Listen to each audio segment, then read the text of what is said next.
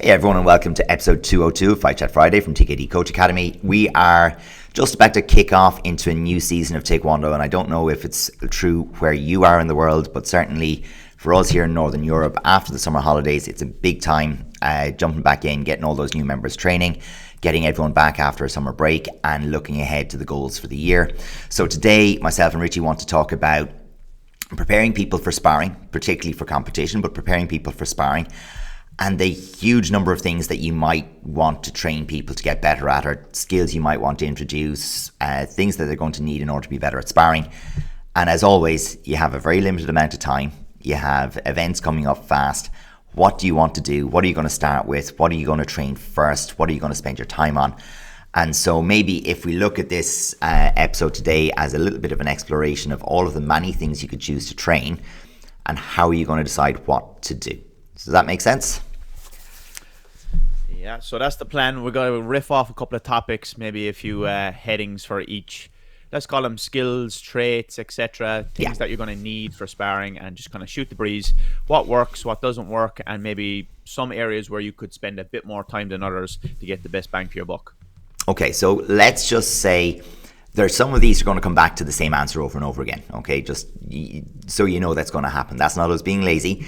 That's actually us being efficient, and lazy and efficient, sometimes they sound the same. But let's start, Richie, with the idea of distance management. Yeah, so for me, distance management is probably one of the most top tier skills that you will need for sparring. Yeah. If you have good distance, you can defend well, you can avoid being hit, you can also attack more efficiently. And it's a skill, whether you're a day one beginner or you're an elite top world champion, you will need this ability to be able to manage the distance. It's the actual ability to manage the distance is also something that's kind of just, let's say, like a subconscious thing inside. Eventually, it's just a feeling. So there's like the distance and the reading of the space between us, consciously and then also subconsciously. Sometimes it's just a feeling. You can feel, based on your experience over a long time, if that gap is there, if you can reach somebody from where you are, etc. So I think the best way to go about this is to actually get into live situations as often as possible. I don't really agree with maybe like the pads going in and out to teach distance, because what you need to manage distance, and this has been kind of backed up by lots of research in different sports and stuff, is you need to be able to subconsciously read the cues of the other person, being your opponent in sparring, their body movements, their reactions, their cues of how they move their body a certain way. And we pick up all this information, and it's done subconsciously. It's not something that you're actually noticing and then react, because the moment is gone.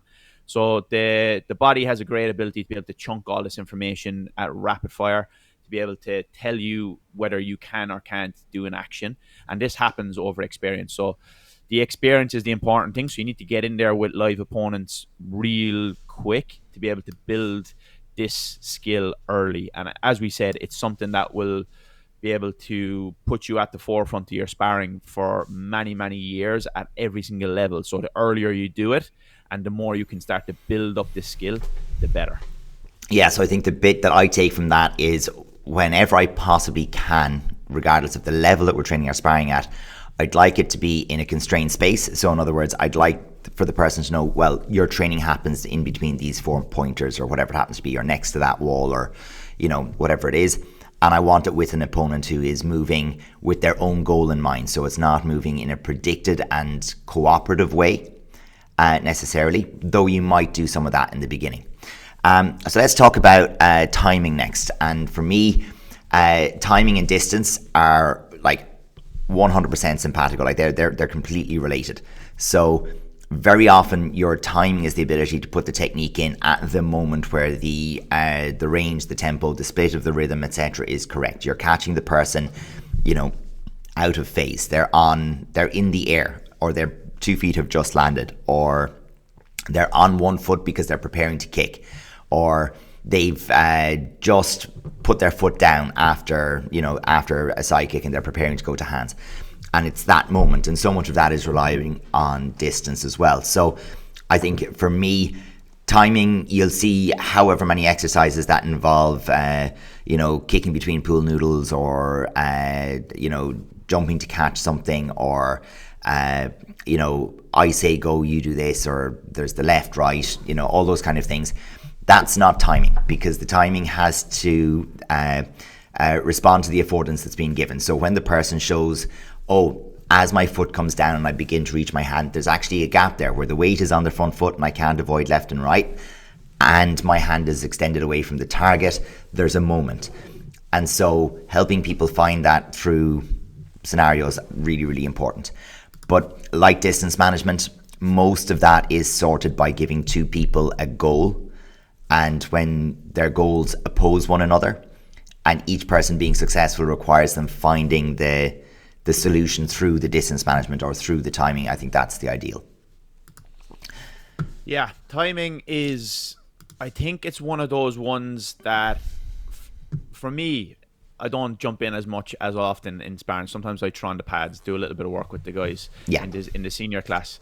And it's such a funny one because there's some certain things and your timing is just there. And it's like just cutting people down off the front hand. It's just something that for some reason I don't seem to ever lose. But then there's some other techniques that's just that the timing is just like, you almost have to be, you almost have to ramp it up again to be at a certain level to be able to be in flow. And it's just, you can tell when there's just some things that's like, oh yeah, I haven't been training for a while, I'm a little bit out of sync with the timing. So it's a funny one. Some things you just find that timing so naturally. But I think the points that you made there is, number one, the biggest thing with the timing is it has to be related to the actual person that you're working with. If you say go, if you're reacting to a stimulus that's not the other person, your timing isn't going to be kind of built upon, and you're not really getting that knowledge that you need. So if your timing is a timing drill, realistically, it's not actually a timing drill that you're going to be developing. It's an anticipation or a rhythmic exercise. Yeah, for sure. Yeah. Like a lot of these things are intertwined, aren't they? It's like the timing. If you're training timing on its own, you're probably not really training timing, because like I'm going to totally steal that one as a segue, because for our next one, speed, it's this is definitely one where there's more than one possible answer, because this can mean different things and there's different ways of training it. So where does speed carry your brain first? Well, the first thing that I think of speed is A to B. So that's one variation of speed. Another variation of speed is the connection of your mind to what you need to do.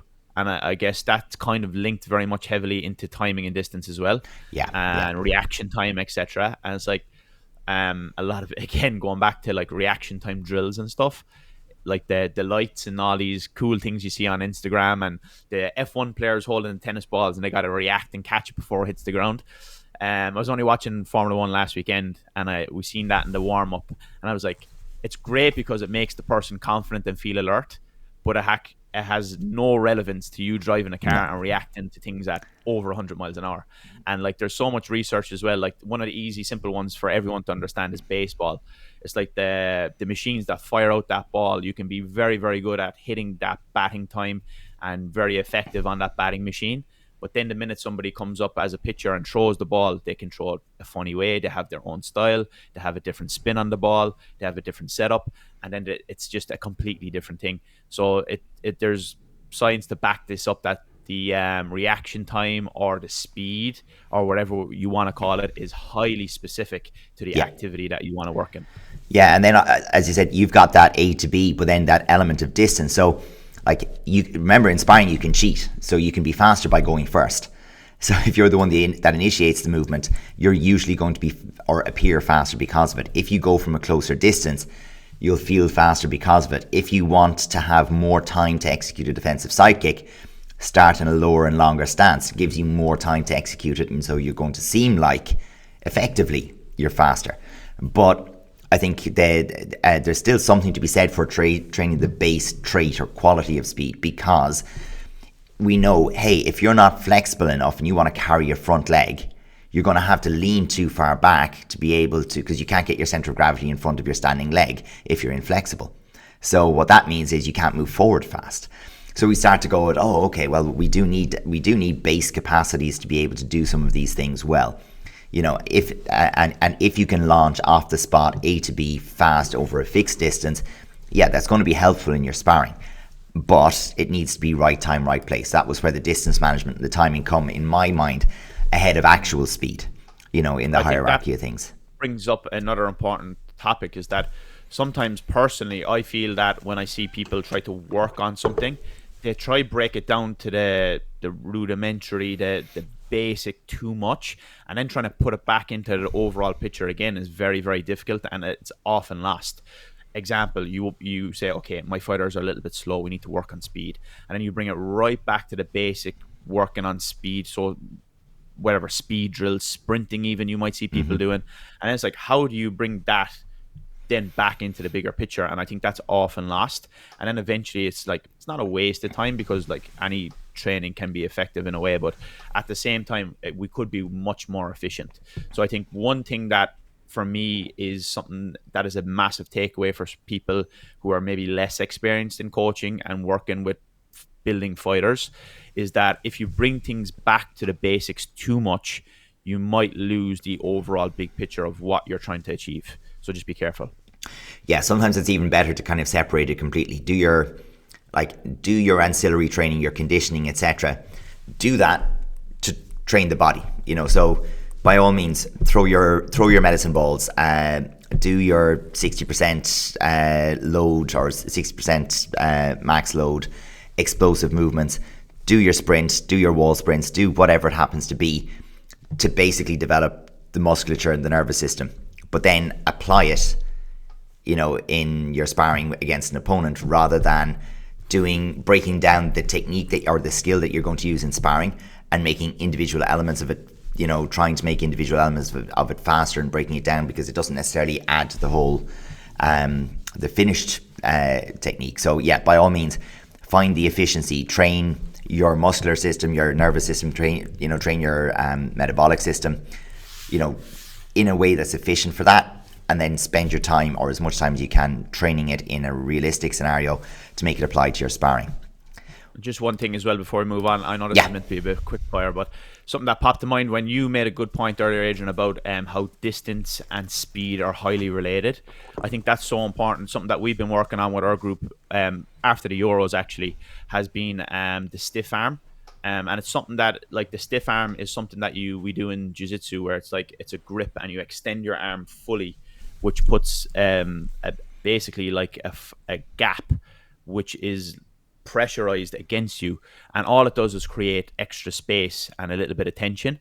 But where we're using it a little bit is on just having your front hand position good for defensive side kicks, and just placing your arm, be it your glove, on the shoulder, the head, wherever, just to give you that extra, it's probably even less than half a second of just that extra time to be able to recycle the knee and get a better defensive side kick in, as opposed to just trying to get it in without using that stiff arm and the upper body, because it just buys you that little bit of space, which means that you actually are able to, you're not faster, but you seem faster. Yes, yeah, and that's a different type of speed. So what about accuracy? Accuracy, that's an interesting one, because like, I know with the first thing that comes to mind, if you were going to break it back to the simple things of accuracy, would be hitting the target with your shots. And how do we train that most of the time, and how do 90% of people work on this? It's probably pad work, and that's probably how it's traditionally seen as your accuracy training. But you got to remember, like, most of the time pad work is stationary, and I know some people think, oh, we're very dynamic with our pad work and we move and we create reactions and really specific to the body type and all these other things. So I think the accuracy is something that I wouldn't actually train specifically as a skill, and I would rely, I guess, on it being encompassed with all the other things with a live reaction. So by doing constraints work with a live opponent, the distance, the timing, and the accuracy, all that is kind of encompassed into what we're working on. So we're not picking out one skill and say, okay, we got to work on the accuracy here for a few weeks. Not really. I think that that's just something that comes as a byproduct from you being in the experience of working with a live training partner over time and time and time again. Yeah, I think you've said that very well. The only small thing I want to add to that is the part that comes to my mind with accuracy is when people get to hand contact, there's a lot of swinging and missing. Very often, and a lot of that can be down to the panic or the eyes closed or the head shifting left and right. So a little bit of work at lower levels of contact, but staying in contact is often helpful just to get the eyes open, chin down, a little bit more relaxed in the hands, just to, seeing the target is definitely something that helps to improve the accuracy, but it's only a small factor compared to the thing as a whole. And then it's quite interesting because Julio Carlos was in Ireland quite recently doing the handball of all things. So he was representing USA doing GAA handball in UL, and he did a workshop with the club in Quinn and also up in River Valley. And of course, what Julio's most known for is his footwork drills and footwork scenarios. So our next topic is footwork, and for me, again, we do kind of teach some patterns of footwork sometimes. And very often that's getting across some of the basic things. So it's the kind of go forward, move your front foot, go back, move your back foot first. Going to the left and right, you move your left or right foot first as appropriate. And that's kind of where it starts. Now, of course, you can break every rule for profit, but that's kind of where it starts. Yeah, if there's profit, break the rule. But sometimes you're taking a risk and it doesn't work out. But the goal with that whole thing is, you want to kind of have a framework to get people moving, and it's a reference point where something doesn't work. You can kind of go back to the rule, I suppose. But don't spend an awful lot of time drilling footwork patterns. I made that mistake. Yeah, I think for a long time I used to watch Manny Pacquiao and be impressed by his footwork and his movement and his. I think we all want to have fancy footwork and are impressed by footwork, but what we're actually impressed by is the ability to not get hit, which we often kind of just chunk into one broad term as footwork. Mm-hmm. But I think the ability to not get hit, it kind of goes back to what we said earlier. It's that experience of working with a live opponent, like you said in the last topic here, not panicking. All these things are linked into that. But for me, I've made the mistakes of trying to drill all these footwork patterns, and I actually had a YouTube private playlist of all these cool footwork patterns that I used to just drill and drill and drill and drill. And let me just say, it doesn't work. Because it's this is going to be such a common answer on this podcast, but they're highly specific to the situation that you're in. If I'm at the edge of a ring, it's very specific to how my opponent moves, what opportunities of space they give to me, etc. I know Julio was working a lot on maybe trying to be more preemptive with your footwork to set things up. You're creating reactions and creating intentions. Yeah, and I think that's a higher order skill, and even at that level above. But I don't think the answer to footwork is drill all these footwork patterns. Now, I do think there's a lot to be said to having a nice solid base and a good solid stance. So definitely you can work on that and work on these particular steps and pushing and not stepping foot to foot and all these solid principles that you want to have. Definitely, I agree with that. But another variation of footwork which is highly important for us in ITF is being able to transition from that side facing stance where we do a lot of the kicking, particularly side kick, which is 90% of the game for most people, and being able to transition that front foot position to be able to punch correctly. Sure. And that was something that I made a mistake of a lot when I was coming through, because I was left leg lead. I often met most people who were right leg lead, and I was often getting my front leg on the inside of their lead foot after I landed with my kicks. And you're back facing. Put me in a vulnerable position, exactly, and what I call no man's land, and they were getting the better of punching exchanges. And for such a long time, I thought it was a strength deficiency, and I was I need to get stronger. I'm getting dominated with the hands. But that was actually a footwork problem. Yeah, so I think recognizing the position exactly is very, very important as well. So it's you got to take it back and see, is when you talk about footwork, are you impressed by the dodging and the ability to not get hit, or is it those footwork positions that we need specific to ITF? Yeah, I suppose there's one thing that I'll throw as a spanner in there as well, which is that I find that an awful lot of people have a default unconscious bounce.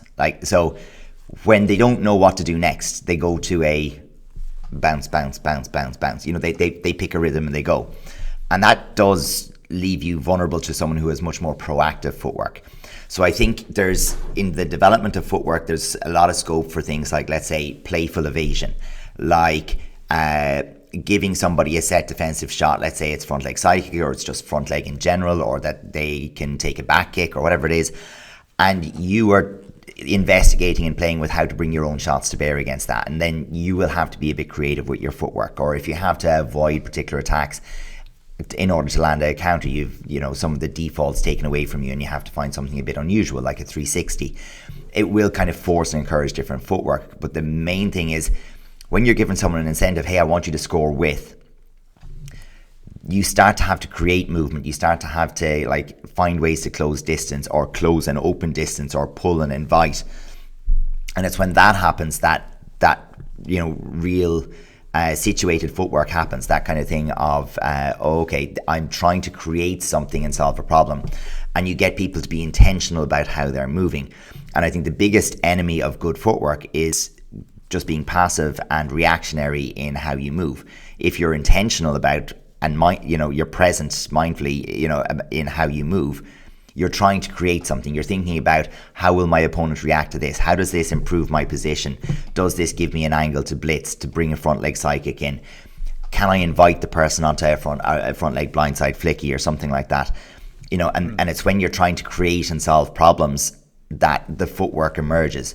Whereas I think trying to hit option 6, option 4, option 3, and just pushing buttons on pre-practiced routines, that's remote control sparring. It's not really where we're at. Yeah, it doesn't work. Two things I want to jump in on the footwork, to just jump on your last point. Very important. I think that if you're just bouncing in a position, it's number one, giving the incentive to the opponent, which is never a good idea. Yeah. So always, we have this rule with my guys, is we never want to stay in the same spot for longer than a second. And I don't mean you're just zipping around the place wasting energy, but if you're in out, then you're not in the same position. And in and out is how we try to move, as opposed to up and down. And I think bouncing up and down is not the correct way for us to move efficiently, but in and out, because it just gives you, it gives the opponent different distances to read and calculate on the fly. And I think it's just a much, much better approach for us. So in and out versus up and down. And then the second point, I think a lot of time when we talk about balance as well, and things that impress us, and somebody who comes to mind is an Irish fighter, Thomas Fogarty, is balance. And he's always on balance, and he might move different ways, and he gets in positions, and he can throw a band after just being in a pure vulnerable position, because he's always on balance. So I think that's another, I don't know whether you want to call that a skill or whatever, but I think that's another factor underneath footwork that is often kind of overlooked as being a really, really important thing that we need. But it's not something that we really kind of put much attention into. But being on balance for your particular body type is a very, very important thing. But I think that actually lets us kind of segue and transition to something that people do an awful lot of. So in talking about that footwork and being intentional about it, that's where you can really take, and that testing in and out is where you can really take an advantage of someone who trains against pads, an awful lot.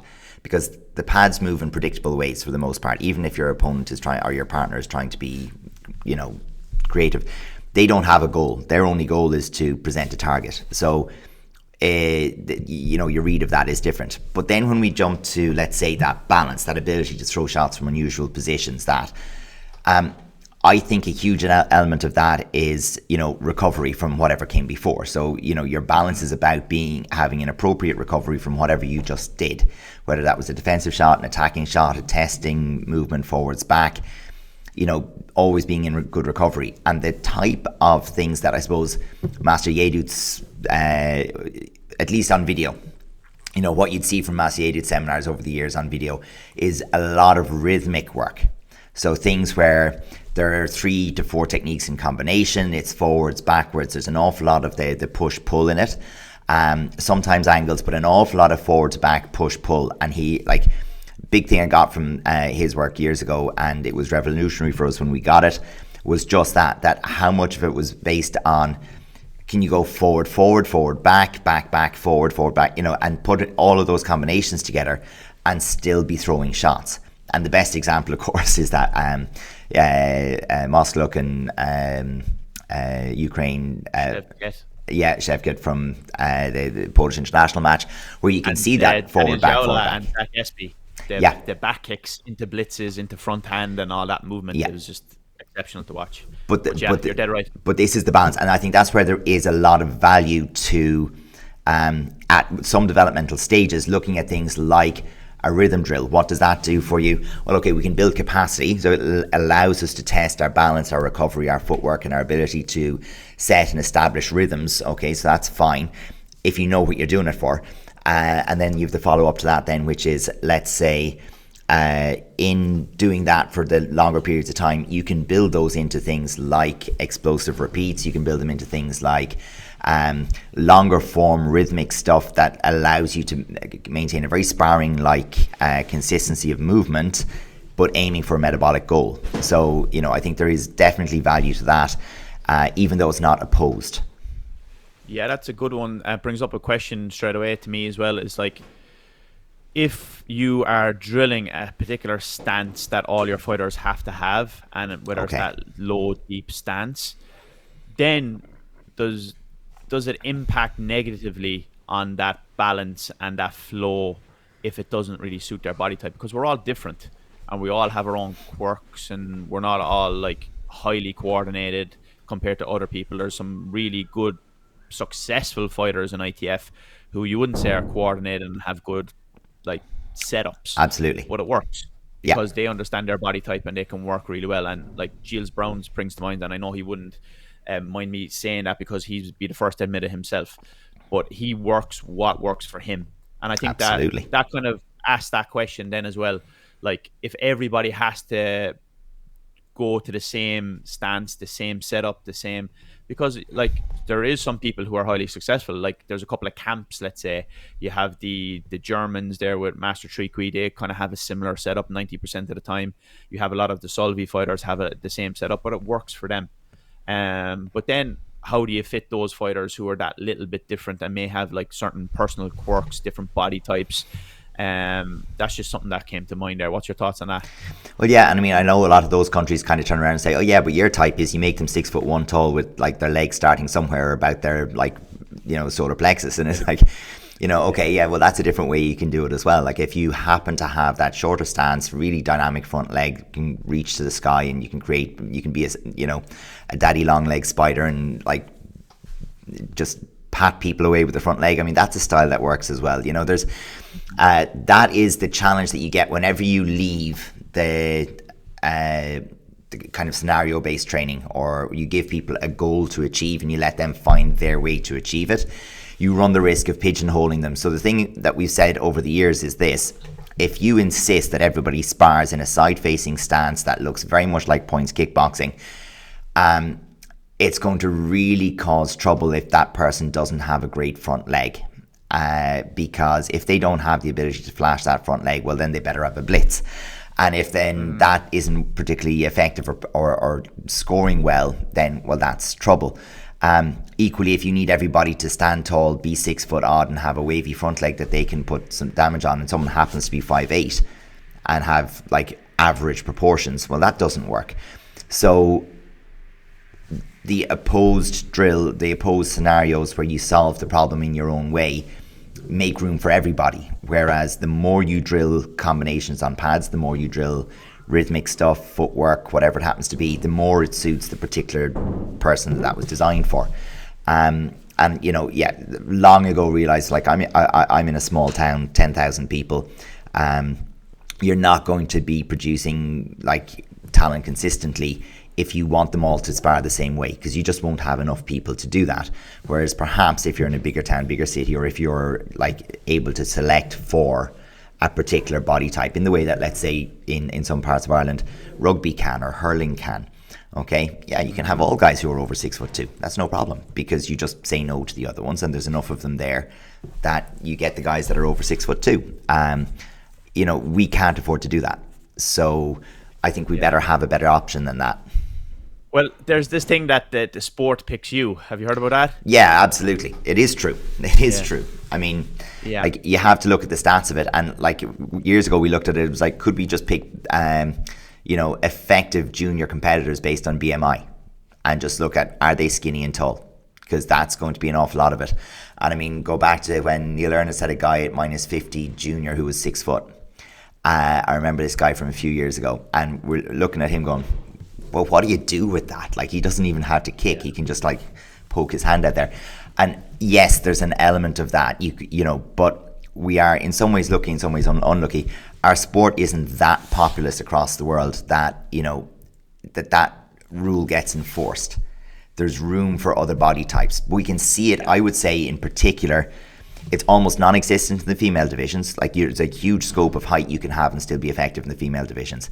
And on the male side of it, it's a big thing up to about 63, maybe 69. After that, the height isn't as much of a factor. You can't be too short, but it's not as much of a factor. Like, it's not like the plus 85 guys are all 6'6", 6'7". None of them are. But if you go the other way around it and you say, well, the guys who are fighting 63 and are like effective are 5'10 plus, you know, a lot of the time they're something close to that. Looking at Ziga, looking at I'd say the big example, Daniel Hassanapur, but also going back, Timothy Boss wasn't a short guy. Luke McGrath from Dublin wasn't a short guy. Luke Moriarty, as he went through it, wasn't a short guy. You're looking at all these guys that are coming through. They pass through the division. They don't stay there very, very long in some cases. If you're 5'9", 5'10", you might, but if you're 6 foot, 6'1", you're not going to stay in 63s. You'll end up somewhere else down the line. Yet they're a pain. But eventually they go to a way, you know, they find themselves up there. I just think that we haven't got to the point where every year we have 30 guys who are 6'1", 6'2" at 63, and it rules out all the 5'9" guys. Yeah, well said. What do we have next? How about power? How about that one? This is an interesting one, I think, because I think power, you can look at it a few ways. Explosive speed and power linked up together, which is important. We do need that in our sport. It's a quick, dynamic sport. If you're slow off the mark, you're going to struggle that little bit, especially these days, I feel. My take on it is we don't need that raw strength and power as much as people think. And that kind of goes back to my point earlier with the problem I had with the footwork example and the positioning. And also, I think it's just seen as a thing in combat sports and martial arts. You need to be strong and powerful. In grappling sports, that's very true. Like, strength is a massive part to play. For us, I don't think it's that important. I think you need to be explosive, but we see a lot of skinny guys, like we just were talking about 2 seconds ago, who are really quick because they're just so light, and they don't have like big heavy legs that they got to chunk around with them, and they can just lift them super quick. But I think like what we do need is a little bit of a base of good strength, which is important and just helps you, and not even just from a power point of view, but just a longevity point of view, being strong enough to be not picking up injuries, things like that, and just resilience. Having a bit of a base. That's it. For me, I don't think raw power in the general sense of the word is needed for us as much as people think. But yeah, I do think a base level of strength is important, and it is something that you could focus on. Now, I don't think the place for that is in the general Taekwondo class. I think that's something that you probably have to work on outside. And sometimes I see, like, I won't name any countries, but you see some of their squad sessions of their national team, and they're almost doing like in the circuits, the dojang, in their dobok circuits and strength training. And I was like, I don't know if that's the best use of your time and efficiency. Like, you have some high level body types there that you should be bouncing off and building your sparring skills against. Not wasting that time on something that you could be doing outside on your own. No, and I do think absolutely, if Taekwondo coaches have the skills, if they have their own personal knowledge and skills in strength and conditioning and can prescribe programs and monitor programs to their athletes, more power to you. Great, go for it. If not, what you do need to do is find the strength coach or the conditioning coach who actually understands our sport, and that's going to be a rare being. So the thing that you will find a lot of time, those guys, their only tool then is the hammer, and then everything looks like a nail, isn't it? Yeah. When that's every problem, the reason you're not winning, the reason you're not improving, you're not strong enough, you're not this.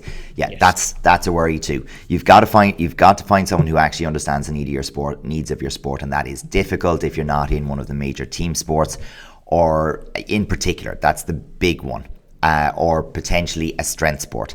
So like that's where I would find it, like I'm always very kind of like looking over the shoulder to see, you know, if one of my athletes ends up with a strength program for someone, and you're looking over over their shoulder and going, what are you doing there? Why are you doing that? Who thought that was a good plan?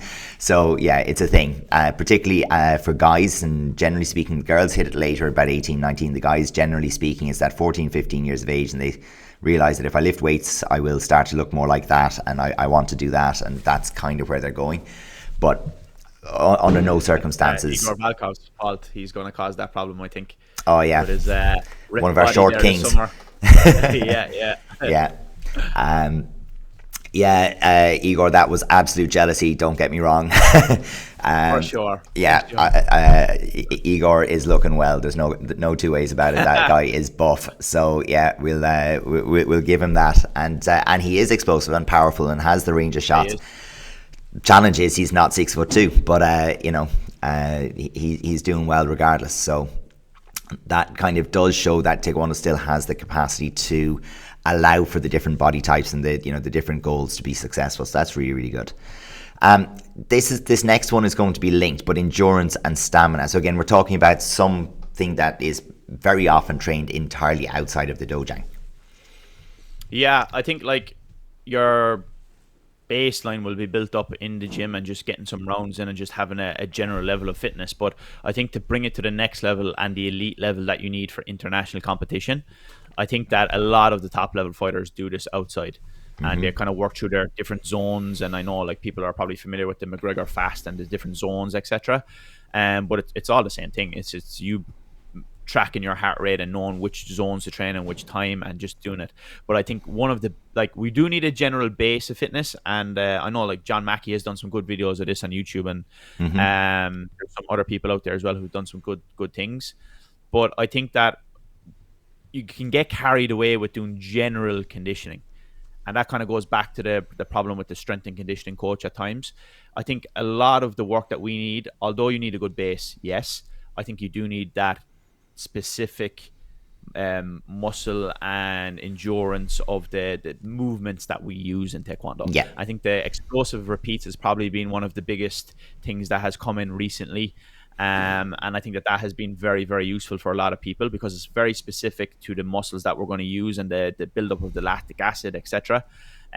So yeah, I think that you'd be a bit more knowledgeable on this one, but that's just my. Well, the only one I want to throw into this is again the idea that, and I mean, famously, I hate running. This is well known by everyone in Ireland. I wouldn't be a big fan of it, and in particular, it's one of those things where, hey, if you don't train running already, I kind of think that this idea of going out hitting the roads is such a 1980s boxing thing. We have other tools available to us, and I don't know if you know this, Richie, but Ireland, the weather is awful. So getting up in the morning. Today is great, but like getting up in the morning to go out running in the middle of winter or whatever is just, if you've built up the skill for it, but it's a separate skill you have to train for in a way. And I mean, that's one of the things. My biggest mindset there as well, isn't it? There is a mindset thing. My biggest issue with running is twofold. The first one is, and this is me saying, that aerobic conditioning, that zone 2 kind of stuff is necessary. We need to do a certain amount of that in blocks throughout the year, and we probably need to do a certain amount of it on our recovery days and maintenance, to build up the number of mitochondria in the cells to allow for people to recover quicker from those high intensity efforts, and in particular between match 1, match 2, and a huge one between semi-final and final, because we do all of our matches on the same day. And you could have a 3-minute turnaround from your semi-final to your final, and that recovery versus the 7-minute turnaround that the person in the semi-final 1 got, their 7-minute recovery versus your 3-minute recovery is a big deal. And the dumps as well that you're going through. Maybe you're on such a high after winning the semi, and you kind of get a little bit of a dump there, a bit of an adrenaline dump, and you got to pick yourself back up. And then linked into that as well, I think the mental concentration and the stamina needed for the mental concentration to be able to keep that going. It's a whole other area of fitness, But where I was going with that and the running is, well, running isn't necessarily taking a load off your body, would say, on a recovery day, if you're not good at it. If it, so for example, if that's just bringing additional impacts up and down through the knees, and the hips and the low back, if it isn't balanced very well with your strength training, with the training that you're doing in your Taekwondo specific sessions, and if you aren't an ergonomic runner, so in other words, if you're not an efficient runner, if you don't have good style, if you're not in the right shoes, if you're basically picking up a pair of, whatever you would have been wearing out on the Saturday night 6 months ago, but they're a bit old and tatty now, and throwing them in your feet. Like, I think you have to pay attention to the running, where I think you can do an awful lot of the same work on a stationary bike, an air bike, or an assault air bike, or a ski erg, or a rower, or something along those lines. A cross trainer, anything along those lines where the impact on the body is lower. Equally, you could be in the pool. Okay, so again, it has some of the issues that running has. It's a whole other skill that you need to train, and tracking your heart rate in the pool might be a different thing for you as well. But that idea that, you should be able to go at a steady state for that, let's say 30, 40, 50 minutes, maybe even as much as 90 minutes at some stages, and stay in that heart rate zone for that period of time, build up that, aerobic reserve as such. And, that is a thing that we may need to do for athletes at a particular level. Utterly irrelevant if you think that you're going to do 2 2-minute rounds and go home. If your plan is to get through a championships and have 5 2x2 rounds, within a 2.5 hour period, well then, yeah, your recovery is going to be tested, and that's going to be really important. But it's one that you are definitely not going to be training in class. Yeah, I think, like, what I think of from my own personal experience, I train every day, quite fit, but the things that I do are such highly specific. Like, for example, when I was younger and when I was competing in Taekwondo at international level, and then I was also playing GA in the summer months, I'd come back and I'd be so fit from Taekwondo, and like just after coming back from a Euros or whatever, and then I do GA, and it's just so different. And each sport has their own specific kind of like tolerance and needs that you have as well. And I think that that's something that we probably need to look at again, with like how specific you are with your training. If you just run and that's your only form of like conditioning, it probably won't translate as best and as well as you think it will. Just like same for me, like whether I'm training jiu-jitsu or doing a bit of sparring in taekwondo, it's so different, and just the energy systems that you're using. So like that's just another important factor that you must keep in mind. We've a new skill, not a new skill, a frequently talked about skill, which is agility. I think that the very first thing to jump in on this one with is the idea of training agility on its own exclusively. And our most popular Instagram video ever, they're running through a ladder. Because, the idea of like 9 or 10 boxes on the floor, that you do footwork exercise in and out of being for agility is kind of a funny thing, but, it got called the agility ladder, so that's what it's called. But, again, what we're really talking about with agility is the ability to affect a change of direction, height or level or whatever, and, and to go between one movement pattern and another as quickly as possible. And it kind of comes back to that balance recovery thing. It comes out to those footwork elements of V-cuts and, the test, push, pull kind of stuff. The ability to go in and go over a leg, or to change your weight from your front to your back leg to do a clash and go, those kind of things, that's where the agility lives within the skills. And again, do you train it individually? Not really.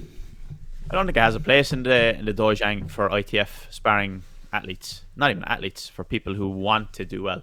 It's like you see these reaction agility balls and stuff like that. Like, I just think they're a farce.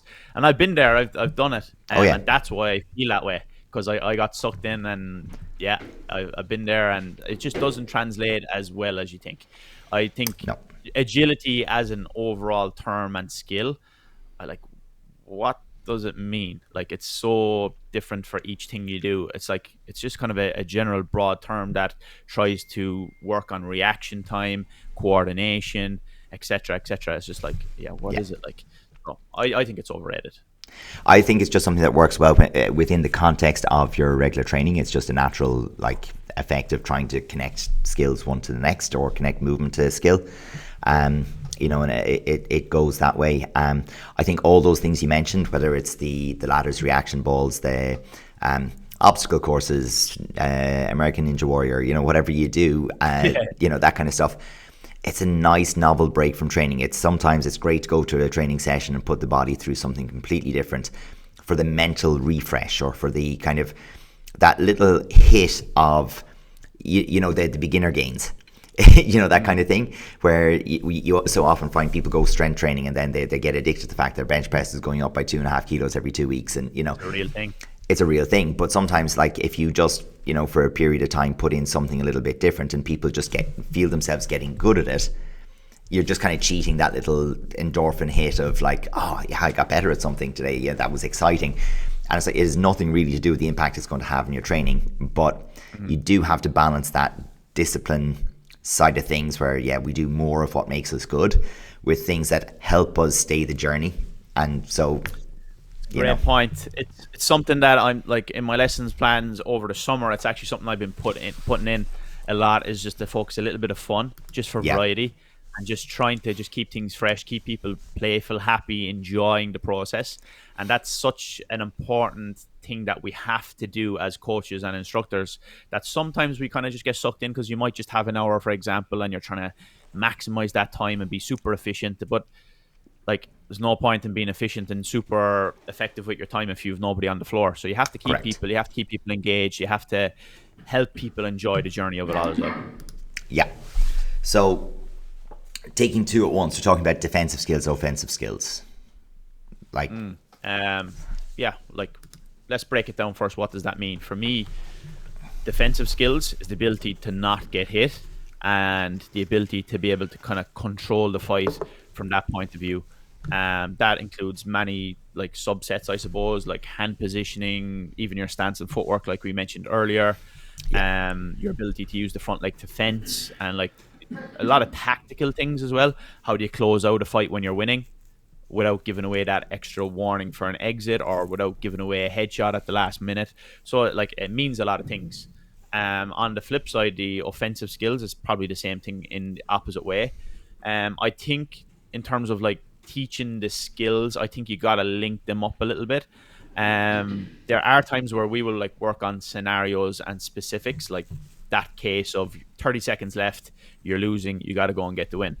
30 seconds left, you're winning, and you got to keep the lead. So like, there are some scenarios that you can work on for sure and just get better in those, more comfortable and not panic.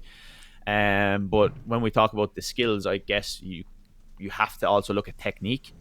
Now, my take on this is a little bit different. I almost do it like reverse and flip it on its head.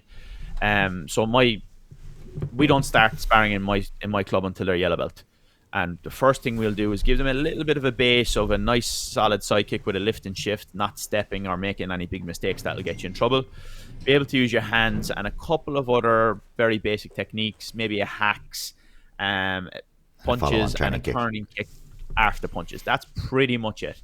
And then we'll learn to play the game and interact a little bit with those things. And I want to teach them how to work in a ring, how to move, how to avoid, how to play the game of sparring.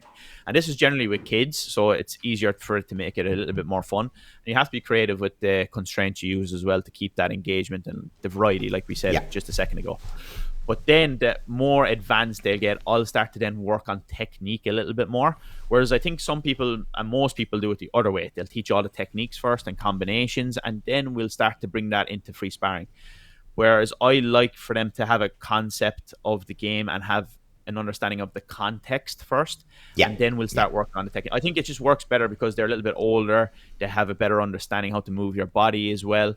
And then like, for our advanced class, we'll actually do maybe 5 to 10 minutes every session working on just some techniques. And maybe they're just like some ones that I've seen work well in videos at Euros or whatever. And it's like, that's cool. Let's work a little bit on this and just kind of even. And I don't really drill much, but I might drill in that little piece just to work on technique or combinations or whatever. And I think it really works that way on the flip side. That's kind of like the play, practice, play model, where it's like, okay, well, we'll look at the whole thing in context. Now we've found something that we have a motivation to work on because it wasn't working, or because it was working for one and the other person was getting caught with it. So now we have a reason to work on that as an isolated skill, or to isolate some element of the skill and put some individual practice time into it, and then we return it to play and we leave it free back into the wild and see how it goes. So that's something that we do. I do like what you've done, though, like in terms of when you talked about it, we didn't start categorizing, let's say, offensive skills like a lift and shift side kick, blitz, 360 turning, something along those lines. And then defensive skills, we have the defensive side kick. We didn't start thinking straight away about counter techniques. But one of the things that, like, just as a mentality thing to add to everything that you've already said, when I'm trying to put people into scenarios, I will usually try to set up the scenario to slightly favor the attacking side. And there's a reason for that, which is just that in general, we want people to go out and seek points and be positive and to attack the game. And we want people to feel that they're going to be successful when they go forward and attack, so that they're not hesitant and overly safe, let's say. They're not trying to be safe. So we will usually try to stack, well, whatever technique or whatever skill strategy you're trying to work on, you'd always like it to be slightly more successful than unsuccessful, even in an opposed scenario.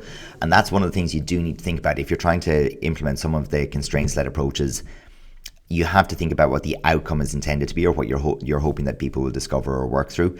And compared to putting people on pads, where obviously the person doing the work and not the person holding the pads is the person who's supposed to experience success. Like a pad drill would feel awful if the person holding the pad was winning. So it's kind of a weird idea. But when you put people in an opposed scenario, you have to give both of them a goal. And while we want it to be quite close to even, you probably want to stack it a little bit so that the intended outcome is experiencing success slightly more. So if our goal is to work on a defensive back kick and we've gone and put someone in a hogu and we've given them some realistic shots that they could take, like maybe they've got blitz, back leg turning kick, they've got a few things that they might like to use, and the other person has a defensive back kick, or maybe they have some other things as well. Well, we want that back kick to land sometimes. We want to have them experiencing some success, and we'll keep tweaking the game until they do. Because otherwise they'll just go, yeah, that definitely didn't work, and never put it into their game. So like that's the bit between offensive, defensive, just to layer onto what you were saying. Well, for me, that's the beauty of the constraints-led approach and working this way, because you're always getting the flip side and both sides of the coin. When you're attacking and Adrian is working on psychic to hands, and that's your objective, and I have to just break that rhythm of find that gap where you drop your leg to get to the hands to try sneaking a defensive psychic. That's me working on the defensive side and you working on the attacking side, and then we flip around. You get to experience both sides of the coin. So I think that's the beauty of it. So I think like that's why we need to focus on always having two active sides and never having that just passive side where, oh, I'm just going to hold my gloves here and you just do an exercise and it's just, yeah, it's grand, nice and handy, move around, have a chat. You're not really getting the best bang for your buck there, I think, in terms of what you could do. And it's like, bring it back to, like, let's use a soccer example. A lot of times they'll do like backs and forwards where you have the defenders working off the attackers and working on plays, and you get but then they'll flip it on its head and you're normally a defender but now you're the striker, and you kind of you get to experience the other side of the coin and how their perspective is. And yeah, exactly. And it just teaches you more about what your job is defensively when you get to experience being the attacker. For sure. So I think, Richie, we might tackle maybe one more and then we'll break this one up, and we can always return next week and tackle, more of those ideas that are out there. But what about the idea of ringcraft or ring positioning? Okay, this is another one which is highly important for us, especially if you're interested in competition.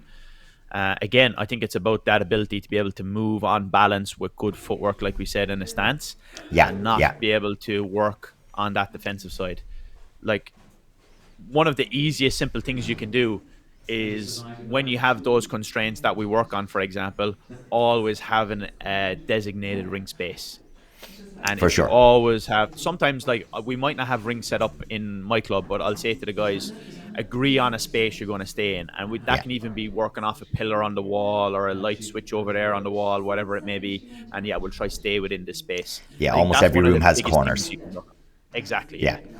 Yeah, and I find that's a huge thing, like putting people where, like, you can't use that default, I want to move back away from danger, I want to move back away from threat. Having a wall, having a space that you start from or work between, like restarting the match, making sure the match can't always go on this little kind of zigzag wander through the floor that we often see in open training sessions, where you're watching someone and then you walk to the other side of the hall and you're looking at the same people again and going, how on earth did you get here?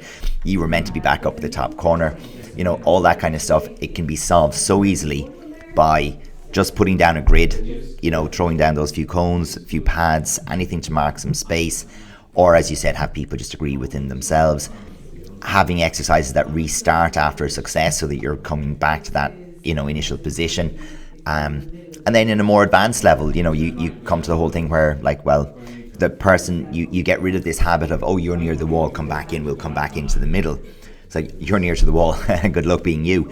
And, you push on, and like you get to that at a more advanced level. But I think that element of Ringcraft or ring positioning, the consciousness of my position and what my position means to what choices I have, I think should be there as early as possible.